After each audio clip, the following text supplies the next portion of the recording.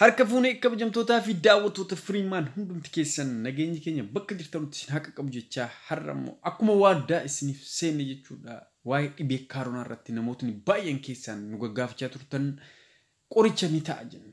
Kan qoricha jennee itti amannuu fi kan doktorota baay'ee irraa fudhatame jechuudha. Afaan garaa garaa irraa jechuudha. Hiiknee gara kanaan isiniif dhiyeessineerraa hamma dhumaatti turtiin keessan nu waliin ta'u Freeman. Subscribe, like, share gochuun hordofaa isiniin jenna. Wanti isin beekuu qabdan Rabbiin akkuma dhukkuba kana gabbuuse jechuudha. Qoricha isaas duuka gabbuuse jechuudha. Qorichi isaas maal yoo jennee hawaasa keenya jechuudha. Hawaasni keenya wantoota naannoo isaa jirurraa fayyadamuu ni danda'a. Akkamitti isa jedhu suuraa kanarraa argaa jirtu. Suuraa kanarraa yeroo argitan kanatti bareechitanii sirriitti itti fayyadamuu qabdu jechuudha. Suuraa kanarratti kan argaa jirtan qullubbii adii kefu. Qullubbii adii akkamitti isa jedhu qullubbii adii ni tubna. Yeroo tumne kaanee kallii bishaan kallii keessa cuufnee wanta ta'e waliin dhufna. Bishaan kalliitiif soogidda waliin maknee dhugna jechuudha. Gabaabumatti akka ittootillee ittoo wanta nyaata bira kaawwannee nyaachuu ni dandeenya jechuudha. Kan biraa zijimbila. Zijimbilli maalii fi ni giiraa yeroo nyaatu kan ni giiraa qaba. Wantoota giiraa jechuudha. Dhukkubni kun wantoota giiraa ni baqata. Yeroo baqatu kana keessatti wanta hojjetannu keessatti zijimbila baay'isuun baay'ee barbaachisaadha. Danfifannees dhuguun baay'ee barbaachisaadha jechuudha. Inni biraa leemuuniidha. Leemuuniin maaliif barbaada jedhu asidii garaa garaa ajjeesa. Leemuunii cuunfitee nyaachuu, cuunfitee dhuguu, akkasumas immoo wantoota nyaattu wantoota dheedhii yoo jiraate itti cuunfitee isaan nyaachuun ni dandeessa jechuudha. Kan biraa qaariyaa. Qaariyaan maaliif barbaachisa jedhu qaariyaan ni guba. Akkuma gubu kanaan asidii kana nurraa ittisuu ni danda'a wantoota dhukkuba ta'an kana, wantoota hin mul'anne kana. Amma kaaronaa vaayirasiin akkuma beekamu kana bicin xiqqinnisii jechuudha. Garbuu tokko jechuudha. Ija tokko bakka miiliyoona tokkotti kan caccabdeedha. Hin mul'attu wanti kun yeroo hawaarra deemtu kana meetira 2 utaaluu dandeessu. Namoonni meetira 2 walirraa fagaatan dhukkuba sanaan qabamuu dhiisuu danda'u. Akkamis jedhu kaaronaan kun hamma tokko yoo hawaarra turte hamma irratti baduu dandeessi. Yoo lafa buute garuu wanta tokko qabattee ol kaati jechuudha. Kanaaf yeroo teessanus yeroo kaatanus meetira 2 fi tarkaanfii 2 ol walirraa fagaadhaatii dhaabbadhaa jedhama namoota dhukkuba kanaan qabaman irraa jechuudha. Kanaaf wantoota barbaachisu wantoota kana jechuudha. Akka ziimbilaa, akka leemuunii, akka qaariyaa, akka shunkurtii adii, shunkurtii diimaan illee ni ta'a, ni tumta. Yeroo tumtee kaate wanta kana walitti maktee illee akka qorichaatti lafa kaawwattee itti fayyadamuu dandeessa jechuudha. Inni biraa wanta buna keessa bu'u tokkotu jira. Innis maali? Ciraddaama. Ciraddaamni kan akkuma beeknu boroo keenyatti argama. Boroo keenya keessatti kunnee buna keessa buufnee dhugaa turre jechuudha. Buna keessa buufnee yeroo dhugaa turre sanatti foolii urgaa wayii keessaan giira'u qaba.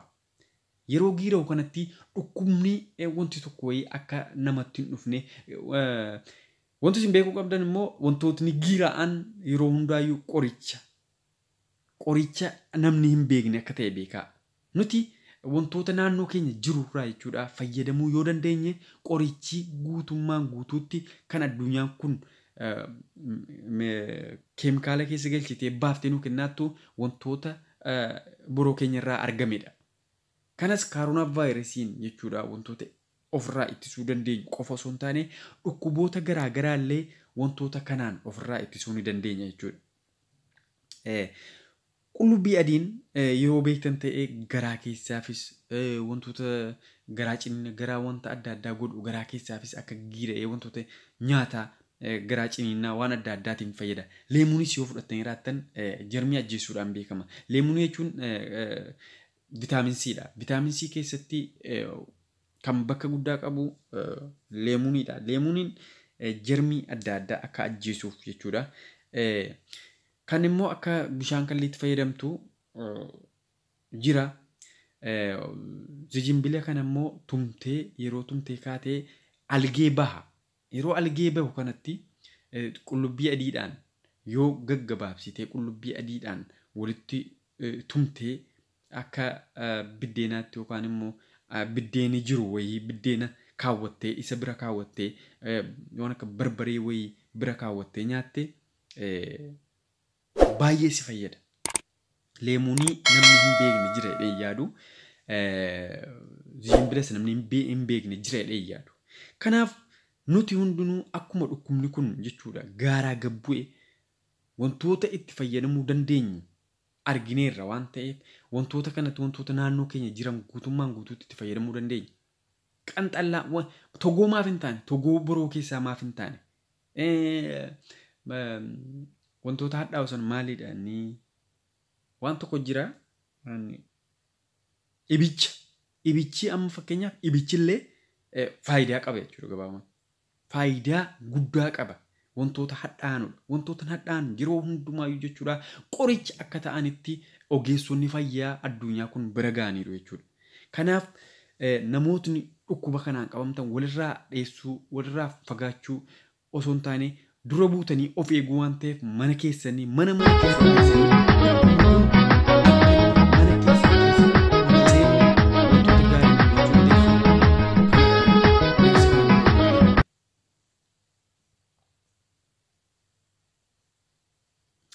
Okay, dhufnee jirra akkuma beekamu jechuudha kan haasaa jirru waa'ee corona virusii fi dhukkubni isaa yookaan qorichi isaa eessa argama isa jedhudha.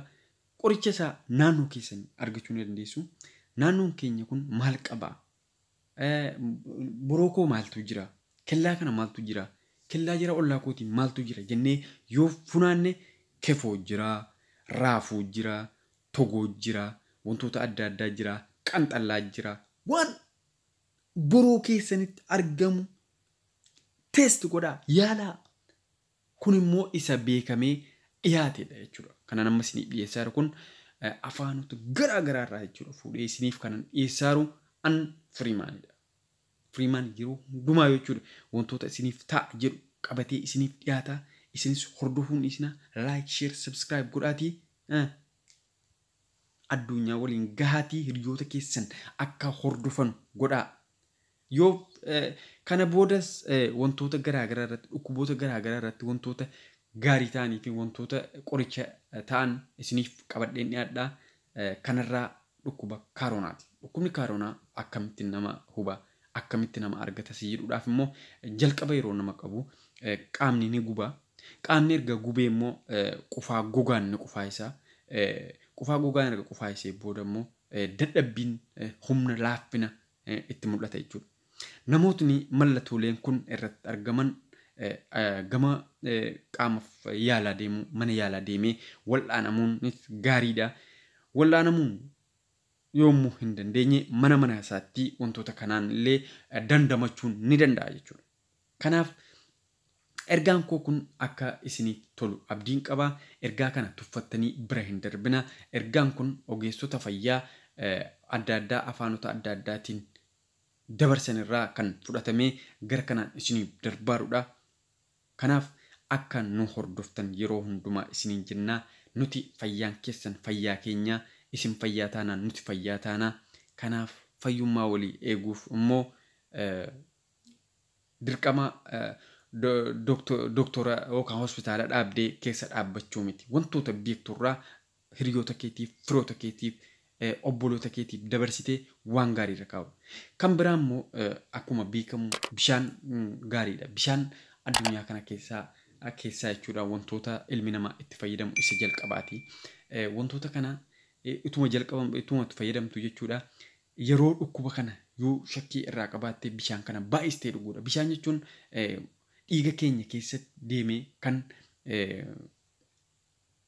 humna baay'ee nuuf kennuu fi kan kalee dhiquudha. Kalee dhiquu kana keessatti immoo jechuudha dhukkuba kanatti illee dhaqee wantoota dhiibbaa uumuu ni danda'a. Kanaaf bishaanis baay'isaa dhugaa. Erga bishaan dhugdanii immoo wantoota yeroo nyaachuuf kaatan harka keessan dhiqadhaa. Sana malee daqiiqaa 20-20tti harka keessan dhiqachuun dirqama isinitti ta'a jechuudha. Kanaaf hundumti keessan daqiiqaa 20-20tti harka keessan cheegodhaa. Yoo nama dubbistan illee harka keessan dhiqadhaa osoo funyaanii fi afaan keessan hin qabin jechuudha. harka keessan dhiqadhaa ittiin of baraaraa jechuudha. Sibiilota adda addaa manoota liiftii keessa yeroo galtan wanta liiftii isaan tuqxanii waan galtanuuf harka keessan dhiqachuu sin dhiisinaa. Saabunaa immoo saabunaa leemuun jedhamtu wayii jirti. Saabunaa sana bitadhaatii itti fayyadamaa gara caala. Saabunaan hundinuu gaariidha, garuu saabunaa leemuun yoo argattan baay'ee gaariidha jechuudha. Kanaaf saabunoota adda addaa suuqirraa fudhattanii itti fayyadamuu ni dandeessu. Ankan isiniif dabarsaa jiru firiimaanidha yookaan immoo sabaan boonfurisaadha. Kanaaf itti seenaa harka keessan sibiila adda addaa qabdanii wantoota adda addaa hin nyaatinaa. Osoo hin nyaatiniin duratti harka keessan dhiqadhaa. Yeroo nyaatanii kaatan harka keessan dhiqadhaa. Sana malee immoo daqiiqaa 20-20tti harka keessan dhiqachuun dirqama isinitti ta'a jechuudha. Isin fayyummaan keessan nu barbaachisaa, fayyummaan keenya isin barbaachisaa. Namoota yeroo dubbistanis bakka namootni baay'atan hin dhaabbatinaa tasumaayyuu. Yeroo immoo dhaabbattan wantoota afaanitti kaawwatan sana kaawwachuunis dirqama isinitti ta'a. Egaa wantoota naannoo keenya jirurraa qoricha argachuu ni dandeenya. Kanaaf qullubbiin jira, leemuuniin jira, zinjibbilli jira, togoon jira, kefoon jira. Maal togoo kefoo akkasumas immoo ibichillee jiraachuu danda'a. Ceekaan wanta adda addaa jira. Tumaa dhugaa ofittiin eegaa wantoota hadhaan guutuusaa teesti godhaa. Kanaaf dhaggeeffattoota firiimaan hundumti keessan